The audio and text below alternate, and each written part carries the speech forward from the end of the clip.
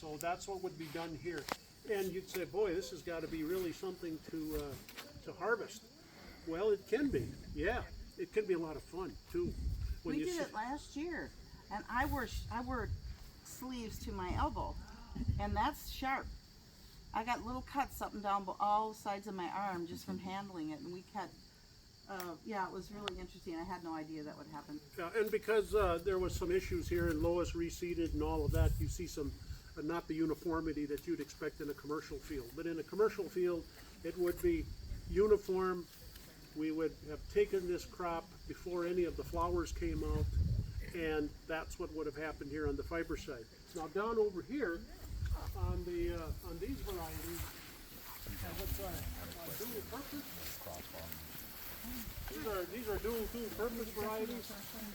Again, Lois came in and replanted this over here. So just look at this over here. This is about the size of it. So you would come in with a combine, lift your header all the way up. When this is ready, cut this off, save it for seed, and then you'd have another unit underneath of it that would cut the fiber and lay it into a windrow. So you got two things going on at once. And that's how it would be done in that case, generally speaking. You can see male plants in here. This is a male plant over here that is doing some of the pollinating work, but however, this one was supposed to be self-pollinating, so there shouldn't have been any males in this, but I guess it turned out to be.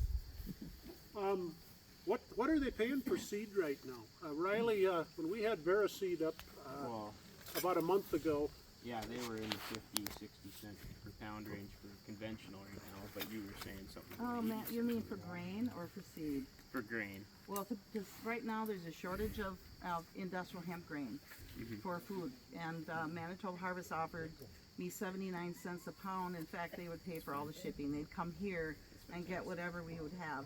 I've been talking with Clarence for 3 years. He's a wonderful man. He's actually a Ukrainian, so we had some things in common. So there's always commonality between all of us. We all have that. We just sometimes don't really do the things that we should do when we're talking to someone and it's business. I take the time and get to know people, so we have evolved into sort of what a supportive relationship. He will buy grain now, and he makes everyone else take it all the way up to the northeast corner of North Dakota to a grain storage house. right? And the prices have gone up on these crops now because everything has gone up. Soybeans have gone up, corn's gone up, hemp had to go up too to compensate for that. So if you take a look at a crop like that and you could get 1,200 pounds per acre, we'll multiply it by that 50 cents, 70 cents, 80 cents, whatever it's going to be based on the market, and that's what you're going to get for a return on the seed. But now if you can get a return on the fiber part that's left out, that's where it starts to make a lot of sense. But we're developing this fiber market, and it's been going slow as we try to get this infrastructure built in the state. It's hard for farmers to start seriously thinking about a crop like this when soybeans are in the teens. I mean, it's really hard to think about this crop when corn is at $7. We had some corn sold for $8 a bushel in Fergus Falls here a while back. So, you know, everything's got to find its equilibrium. You know what they say, the cure for high prices is high prices. It's generally true. Things are going to settle down. We're going to get back to some equilibrium. But in a crop like this, to put it in a rotation with corn and soybeans, so you have one more crop in there would do a world of good for the whole ecosystem, I can tell you that. Well, plus it remediates the soil. I actually tried to get the Minnesota Pollution Control Agency to take our leftover seeds from this year because I had to get 40 pounds. Nobody's going to separate a bag of seeds for me, so I called them up and it remediates it. I even know that if it remediated that land by 3M, that for 20 some years they've been putting toxic waste that also eats radiation. There are uses for it. One is biomass with Minnesota Power, and there's the other topic that we often don't talk about, and that's carbon credits. So we could inspire a company like Minnesota Power to invest in doing that because they would get carbon credit on their taxes, and they actually can be a cash return to a farmer. So there's that angle too. But the other angle is that when you've used industrial hemp to eat or remediate the soil out of toxicity, you can also make biofuel out of it because it doesn't transition into the fuel. It's cooked out of it. And as I said earlier, biofuel from hemp is a lower input of water and heating, so you're saving. It brings the CO2 production way down. So If there's any organic producers here that just raise organic, or that's another thing here. There are no chemicals approved for hemp for weed control or insecticides or anything on hemp. So it's the perfect crop to grow organically if you're already certified organic. And in those cases, the price for the seed goes up quite a bit. A year ago, it was like $1 a pound, $1.10. Right now, I was told here the other day by Veriseed, probably $1.40 to $1.50. $1.55 for Manitoba Harvest. They'll Okay. pay me to All right. solicit farmers. Yeah, $1.55. Yeah. So now you start thinking about 1,200 pounds just on the seed side, and everything starts to make a lot of sense. But Riley and I know a little bit about the seed side. When you harvest this crop, you've got how much time, Riley, to get that seed into condition so it's it doesn't. hours, yeah. Why don't you It talk a little starts- bit about that? Well, there's a lot of issues with folks growing the grain for the first time down here over, what did the pilot program start, 14 or 15 here in Minnesota. And so the first folks that started growing for it, there was a lot of concern and misinformation around, you can't use any heat to dry this grain, it's all got to be, this is kind of how it started first, where it's all just air and no heat, and so they weren't getting it dry in time basically, and they were having all kinds of microbial issues that wasn't meeting the Canadian standards. They couldn't figure out why. Well, it was because they weren't drying it properly and drying it in a timely manner. So now we know, looking at, there's a fantastic resource at the Canadian Hemp Trade Alliance. If you Google it, they've just got a full book on how to, a whole production guide on hemp, and within that is all the drying guidelines. You can just use a regular grain dryer with this stuff, 160 F inlet temp, and then I think they even at halfway they drop the temp down. Yeah, that's kind of the way to solve that. And once folks started drying it properly, it wasn't so much an issue. Yeah, there's nothing worse than to get it into your bin and you take it to your end user and he says, sorry, I won't buy it because the seed has gone with microbes on it. And that's what happened. It was pretty sad situation, and there's very little you can do once that occurs. So, Do they hang it like tobacco some places? That's like the CBD crop. There's a lot of people doing the hanging of it, and we've seen every idea in the book almost on how to dry CBD. Hops dryers where you just have them in perforated floors and you blow heat or hot air through the bottom and then have them drop to just hang drying them, which is extremely labor intensive. I helped one of our clients do a CBD harvest one year, and that's just insane. Yeah, acres of CBD crops and just hanging them one by one in a barn, and waiting several days for it to even come down in moisture. So They were doing that in Oregon with industrial hemp drying it. And we at Regen, we designed a new form of dryer. And we're not using any heat. It's kind of actually miraculous. That's what I'm being told. So it's kind of fun. And the engineer's working on that part too. And then we called John Deere a couple years ago, and they're willing to work with us on creating a new combine. So for me, it's wanting it out there so that anyone can grow it. And then also consistent plant height. Last year I call it Bezerki. It's Polish name, Bioloala Zerki. My tongue doesn't want to dance like that. So I call it Bezerki. But last year we had 13 to 15 feet tall of this seed. And we had over 2-foot heads. And they're very compact. It's just very beautiful plant. Minnesota Department of Ag took 30 samples. And nowhere did we in that plant have any elevated THC. One thing that's important for all growers is to know you're at risk for that. Unfortunately, we're working on it on the national level. But the Professor Burton Johnson at North Dakota State University, that's an agriculture university, so it's so much fun for me to work with them. He's grown it for 4 years and never once did he get over 0.02. So that's another one. But in our plan, what we want is all the crop, not just harvest it when before it produces the seeds, we need to, and would desire, I would say, to have the grain and find a home for biomass, which is animal feed, and then the stock would be your herd and your fibers, and then you have different ways of taking care of those products. So if you want a tinsel fiber, you don't want it to go through any process that would soften it. So all of those ways of doing things are so important. In order to capitalize on it, in order to pay for a scalable processing plant, it's expensive to have these things done. But it's actually totally wonderful to be able to be in the process of seeing it come to life. And that it's the fruition, the idea, the concepts are there. And they send me drawings now once a week, and it's a real happy spot. It also makes me cry, though. Ask Harold, he's seen me cry. I hope I didn't make it happen. No, you never did. It's just, I'm passionate about what I do, and I want to see it happen, and I want nobody to think. In Minnesota, too, we're very progressive, and you probably know that about us. For 5 years before it was legal, people in Minnesota were doing research, and they found out if you did harvest it prior to when it went to seed, the fiber was amazingly soft. And so what we'll be doing, and I hope with the help of AUI, we talked about this before, so now I'm putting them on the spot, we would use our processing plant as a place to grade the product. So you'd have different grades of fibers, different grades of everything that comes off of it. And I have ideas for having attachments that will produce the tensile fiber for automobile parts and surfboards and all that stuff. And then the other attachment would make it absolutely the highest quality fiber for clothing.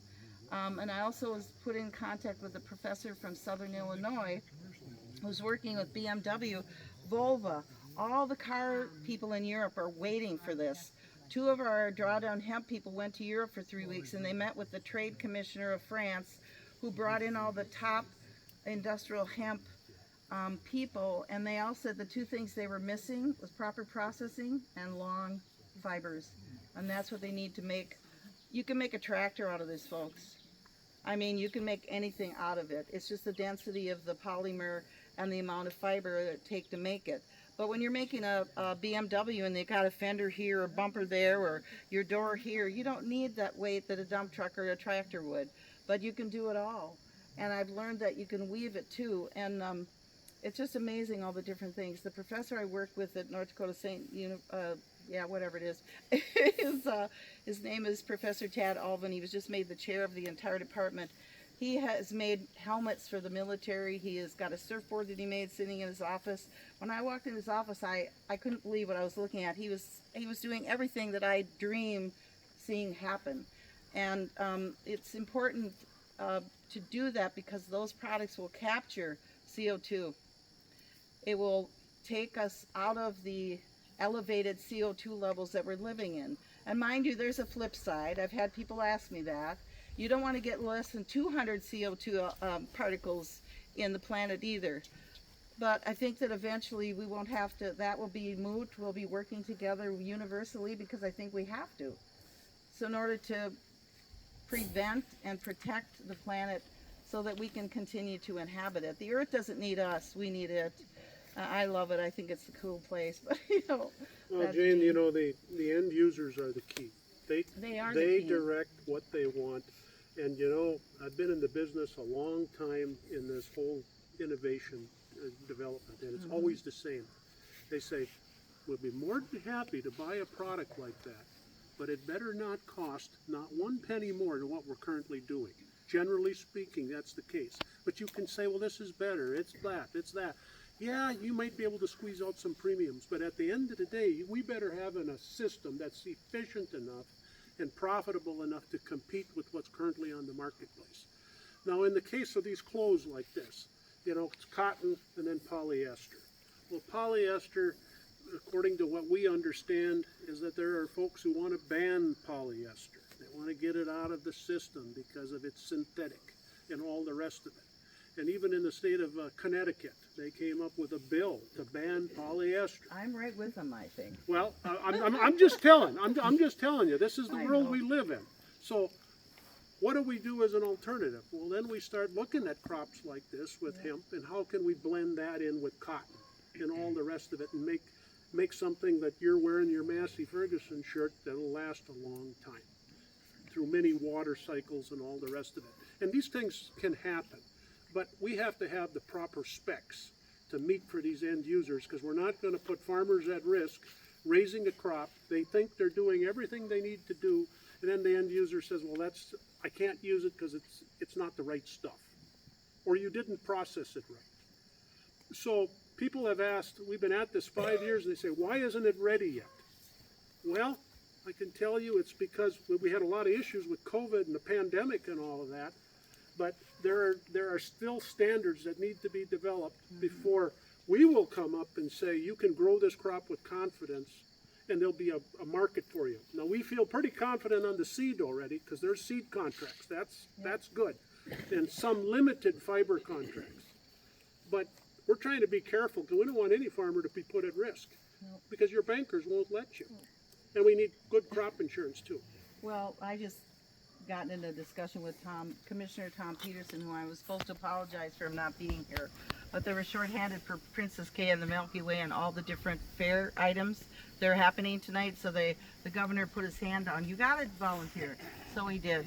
But I was a little upset because the U.S. Hemp Authority went to a public hearing on DC about hemp, and they determined it a specialty crop, and that kind of upset me because a specialty crop? I didn't really get that, but then Tom said because of the way it's developing, we need to buy it time so that farmers, the insurance that they pay on their crop because it's specialty is much, much cheaper than if it wasn't a specialty crop, if it was a traditional farm crop. So you know that we're trying to help growers establish without being hurt, and that is certainly what I want also. I don't want anybody to get hurt. Jane Riley's on an ASTM committee. Why don't you talk about what that committee is doing? Yeah, so it's several folks from Europe and Canada and the U.S. as well. Chad Olvin actually sits on that from the NDSU there.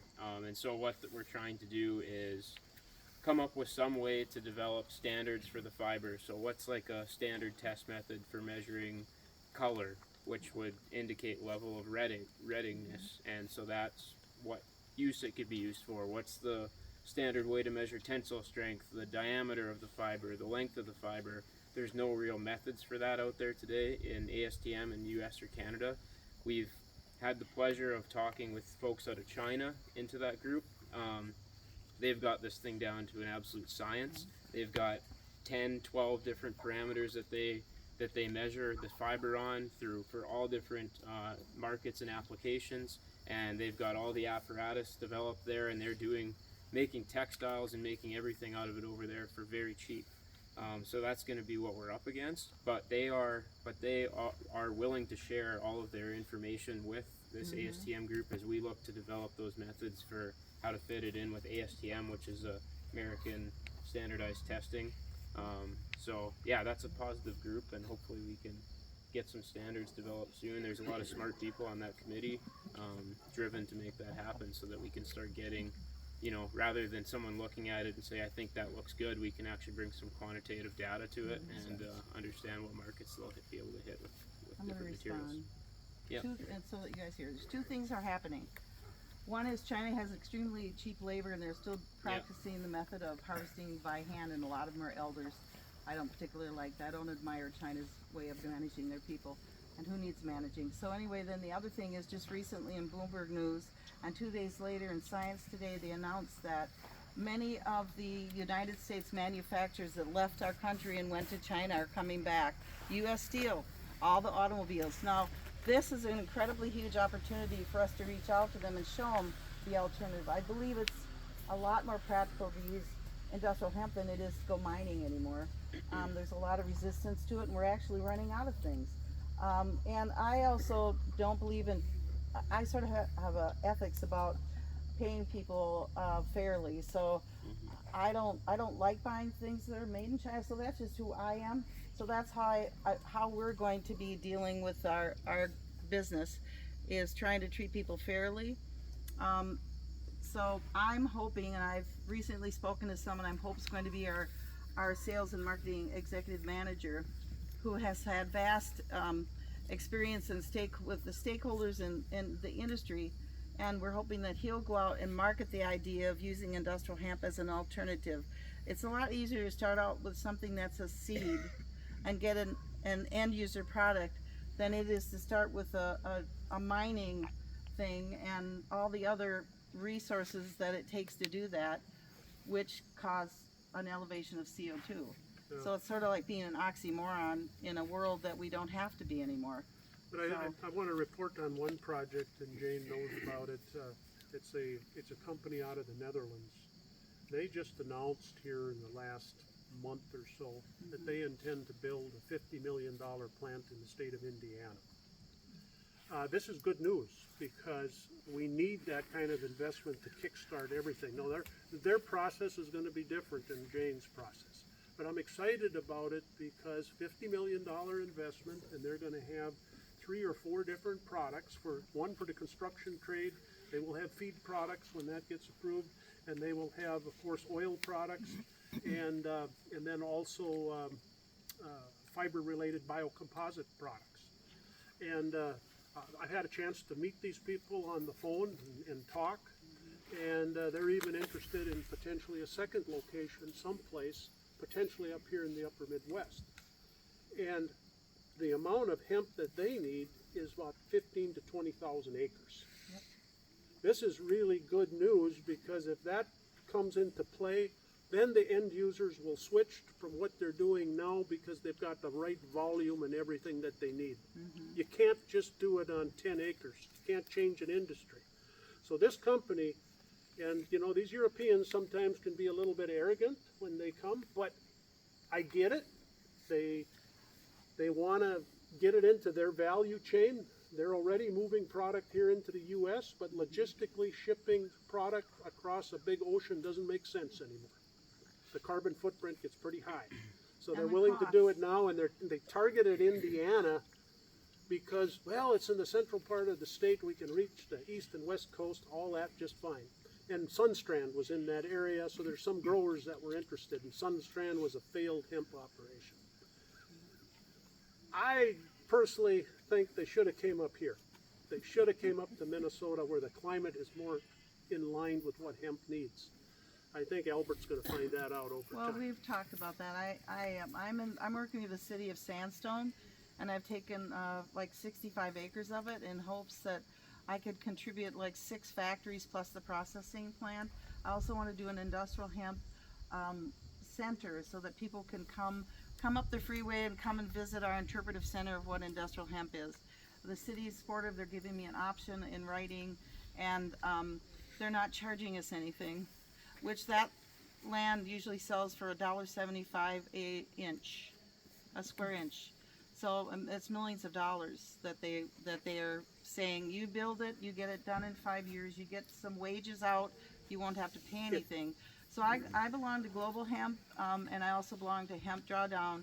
There's 88 members now of Drawdown Hemp, and I've met many of the same people and so many more that are all out there attempting to discover, but they have now decided that I'm one of the top 8 contributing people in the world to the progressive industrial hemp, and I'm the only one making traction. There is a resistance. There is a resistance, but you have to be stronger than that resistance. You have to just keep heading for it. Well, Jane, I just want to mention that when you go home tonight, or if you want to just write this down, the company that intends to build in the United States is called Unedited. Yeah, it's Unedited. And Unedited has a website that you can see what the facility looks like in Holland. And this was good news for me because I wanted to actually see it. Are they for real? Mm-hmm. All the rest of it? Yeah, there they are. And there's 3 videos on there so you can see how they harvest the crop, how they bring it into the plant, all the rest of it. And you can see all the products that they make from the material that they're harvesting. And we'll talk about that when we get in the shed a little bit more. But when I saw that, I went from skeptical to a lot less skeptical now that I saw that operation in Europe that's actually up and running, they only harvest 3,800 acres in Europe. Well, a little more than that because it's a hectare. Well, So, they can't. They don't have. Europe doesn't have two the times land. that, about 7,500 acres. Do we know how many acres are being planted in Minnesota at this Yes. point? Yes, Katie Yeah, said so. so we're at about a little less than 2,400 currently of registered acres of hemp grown. We'll see how much is actually harvested. Last year we were pretty comparable on what was planted to what was harvested. We were actually top 3 in the nation for 2021 of the amount of hemp that was harvested in the U.S. Yay! And do we know what's done with it then? Do we have any processing? Well, there's facility? a gentleman, Mr. Levi, that's out by Wilmer, that he's developed a processing plant, and he's looking for what similar that. You're talking that what Charlie I'm doing? Levine. Why don't you talk about Yeah. that? Are you talking about Charlie? Yeah, Yeah. yeah. Yeah, so yeah. Charlie, he's in not Wilmer, What is Waconia, it? Waconia, Waconia, Minnesota. that's it. Yeah, I'm sorry. so just west of the Twin Cities. He's, I mean, phenomenal what he's been able to put together.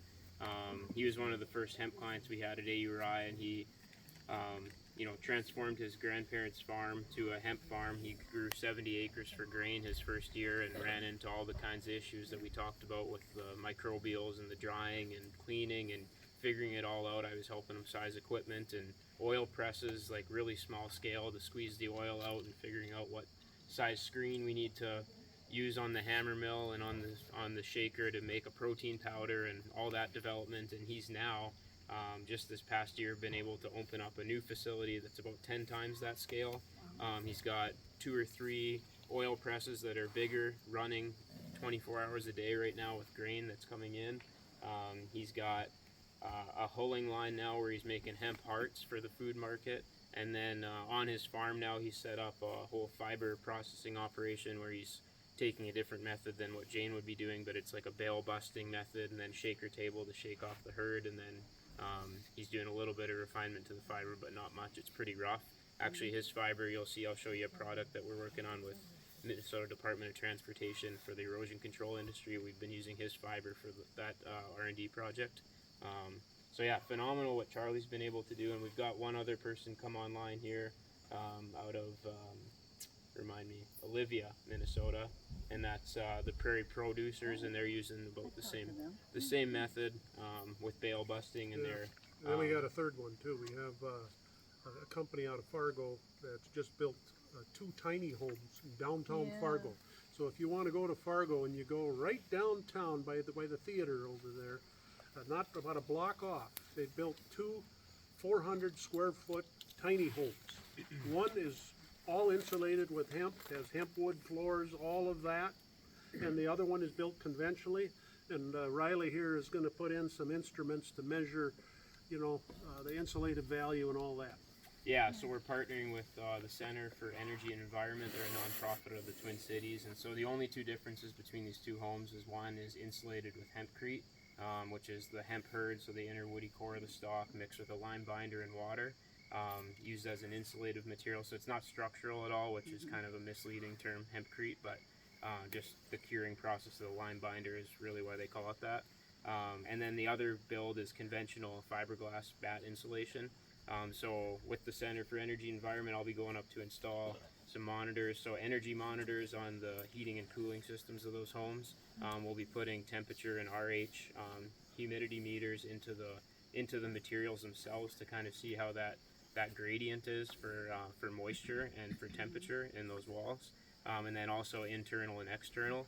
And then we're going to do some air quality monitoring, so looking at CO2, because the hempcrete, not only is it sequestering CO2 as you say here, but as hempcrete or any lime binder cures, it's pulling carbon out of the air, to do the curing process. So if you want to stay overnight in that tiny home in about probably 6 months, it'll be available on Airbnb. So you can That's what I paid book for your the room, go and stay in this 400 square foot place, and then take your spouse out for a night out on Fargo. Yeah, there's a fun bar in the front street bar, and they have open jam on Monday night. Oh, nice. Poetry too. Yeah. Oh, it was fun. I tried to hook up with him, but he didn't have time.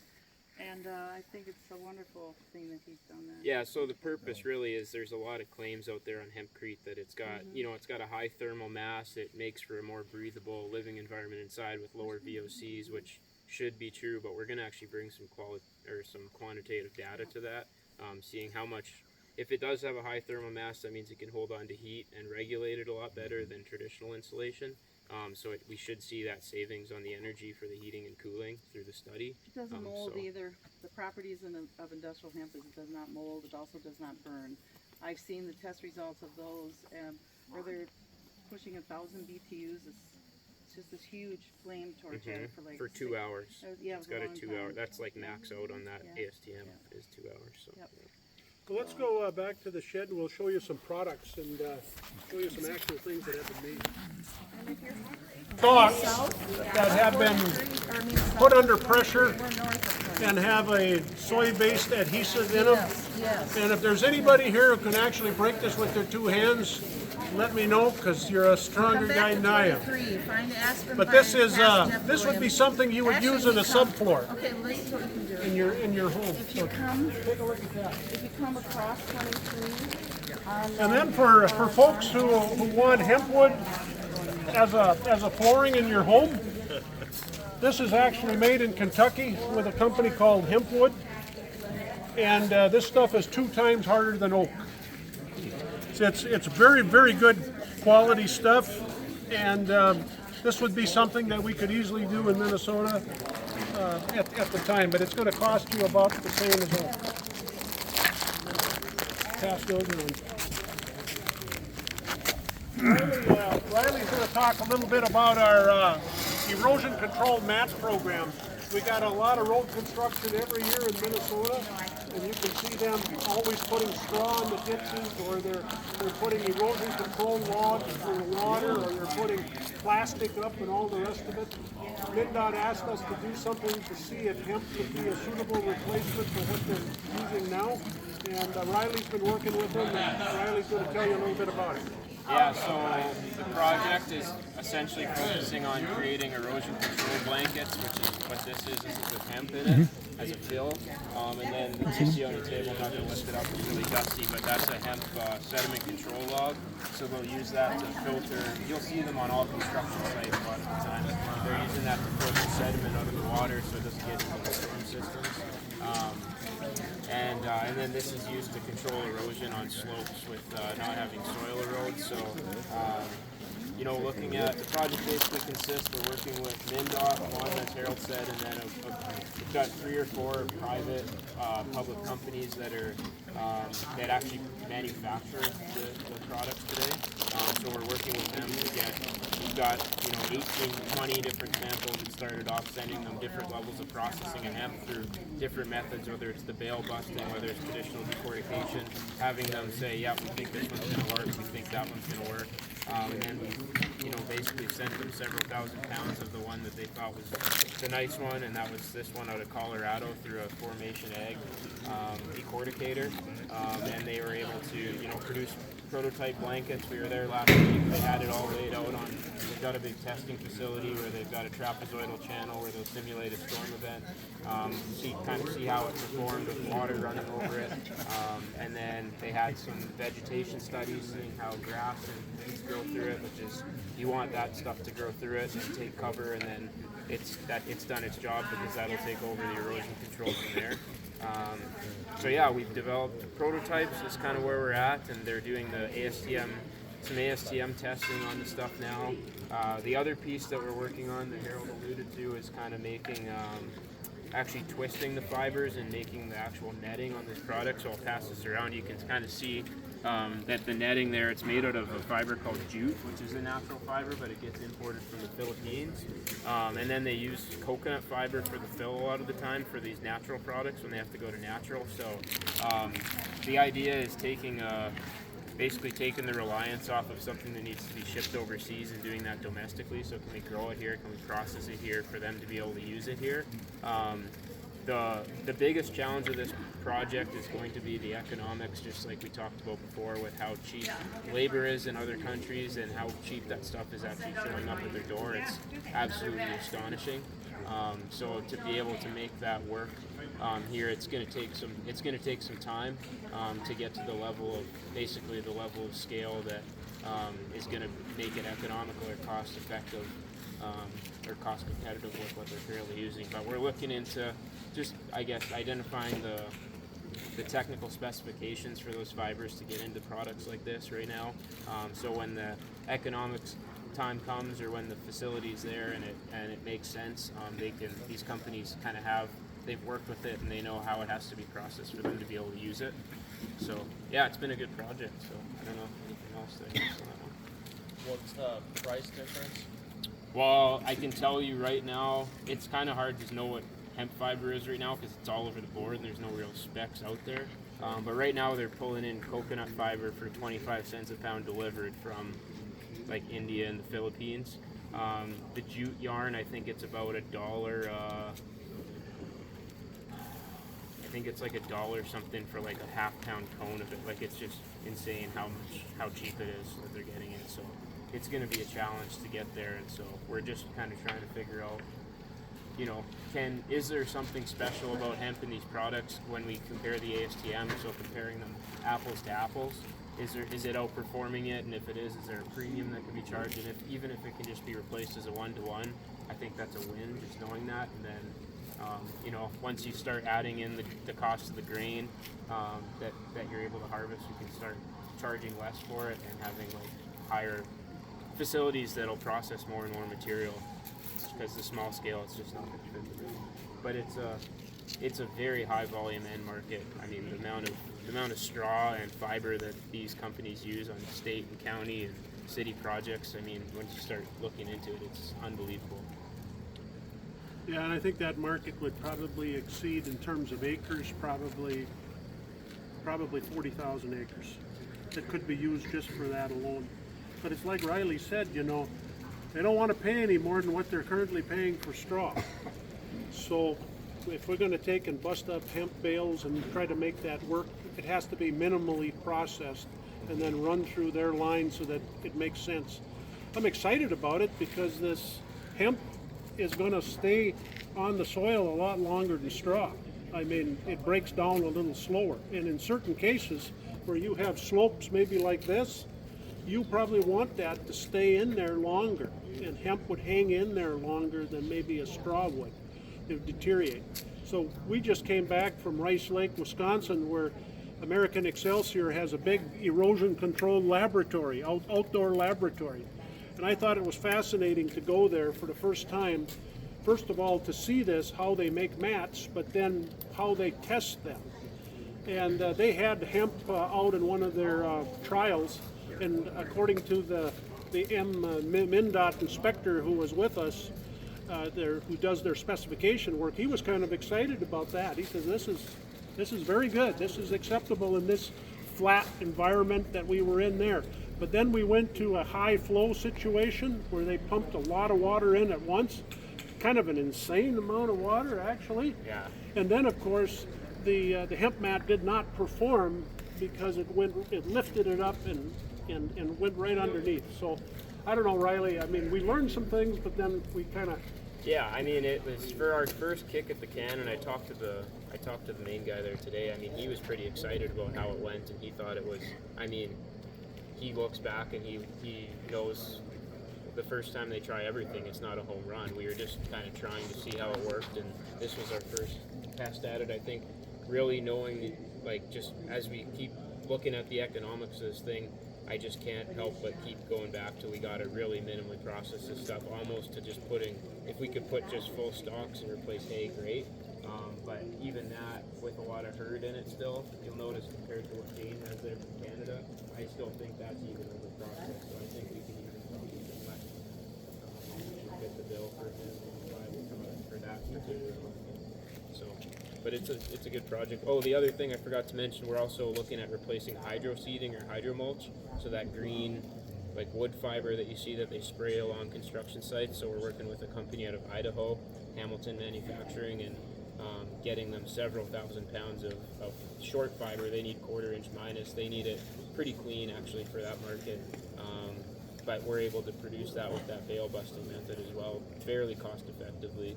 And there's a little bit more room in that market because they use wood fiber today.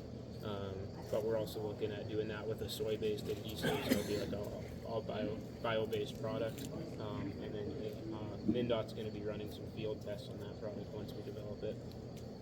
I'd like to make some input. You said 25 cents a pound, right? That's the coconut Okay, yeah, delivered. coconut. Okay, so if you're at hemp right now, there's a professor I mentioned earlier from Illinois who's selling his fiber that is has been combed, and it's $1.50 a pound, and that's to BMW, and they're waiting. In Europe, they're waiting for better quality fiber for the auto industry. Yep. And at $1.50 a pound, that's $3,000 a ton. That's not metric. And usually in industrial hemp, they talk about metric. Metric is, I believe, 2,200 pounds. Yeah, something like that. Yeah. So some money amount when we start throwing it around is deceiving because you don't have all the story and why it is, and it's hard for a layman and even me to go, okay, 25 cents a pound, or put it in. Most things sell for a ton. The average price of industrial hemp has been $260 a ton. And the average price for herd has been, and actually I think it's going up. There was a shortage of herds for hempcrete and building materials and products. Yep. So recently I found it for 85 cents a pound, which is an increase, a huge increase. Yeah. So I've changed our spreadsheet to be current with what going prices are. I didn't put the $1.50 a pound, but some of the bales are larger. Some are 40 by 40 by 60, and there used to be 90 by 60 by 40, and that was $875. That's worth now over $1,000 something, which is pretty darn good.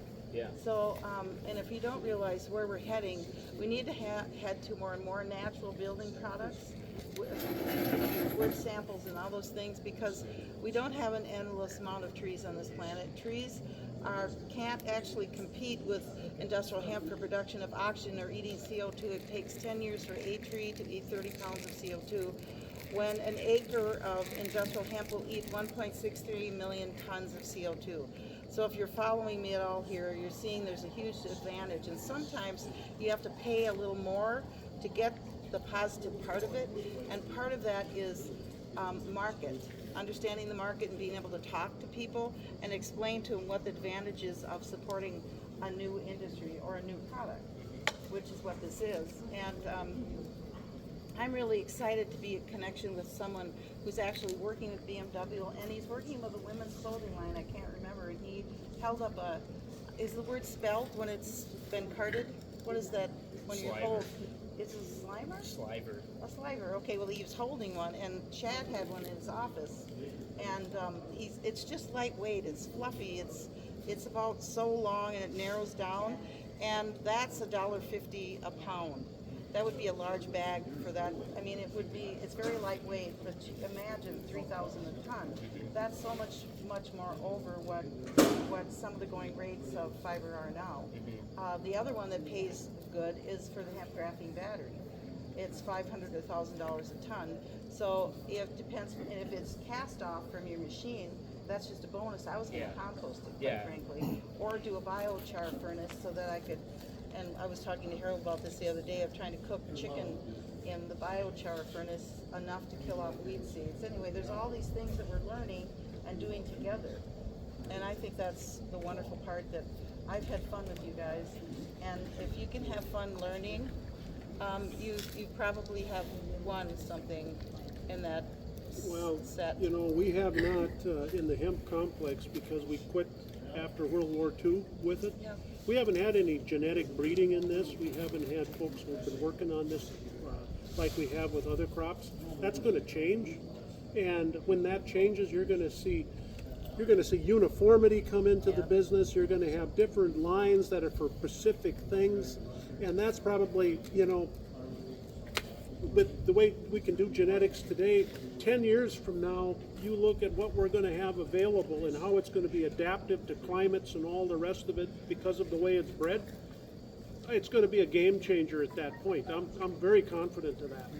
So Jane's right. I mean, just because things don't always work today, just got to take a deep breath because things will catch up and then you're off to the races again. So I'm excited about this too, but at the same time, because people listen to some advice that we might give or might be printed, we got to couch everything we say with to be cautious, because we just don't want to put anybody at financial risk if we're not totally sure that everything's kosher, because there's enough of that in the world too. So stay tuned is the answer. I'm being buggy right now. I just would like you all to look over there. That is our Katie from the Minnesota Department of Agriculture. She's taking samples and testing this crop. That's what they do, and it's for the THC levels. So Let's give her a hand. yay, Katie! Woo! I got a question for you. You were talking about certified organic for seed and feed. Do you have such a thing? Or is any of the companies transitional that don't want to go through the government tape of becoming certified organic, even though they have had no chemicals or sprays put on their farm for like 25 years? I would say if you can document that in some way, you get certified. You really should. Because a lot of land that came out of CRP, for instance, that was automatically eligible for certified organic as long as it was put on a register. So if you're in that kind of situation, you could really take advantage of some nice market places. And I also heard that all those, like Dean and Santa Cruz and all these 5 major food industries bought up the bulk of the organic companies in the United States, that they went to the United States certification of organic and got them to lower their standards. I don't know what they are anymore. Most of the organic growers I know in this area, they quit being certified. And they're still organic growers. It's locally grown. When you get to know that, then you know. And I'm sorry to say that, but that's what big business tends to do. Tends to take the power away from us. Well, we're lucky in Minnesota. I worked 10 years for the Minnesota Department of Ag, and our Department of Ag here has been very, very helpful in terms of advancing the hemp crop here in our state, much more so than other states. And so basically, we've been able to move along with a lot of research and such. So, Yeah, it's been. Jane, I want to thank you for hosting this, and Lois, where's Lois? For hosting this. We should give Lois and Jane a hand here. Lois, come over here. Tearing up her yard over there.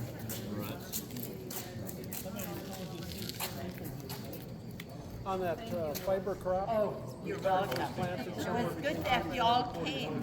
Isn't it great? Yeah. and on the dual purpose would be less, And probably 20.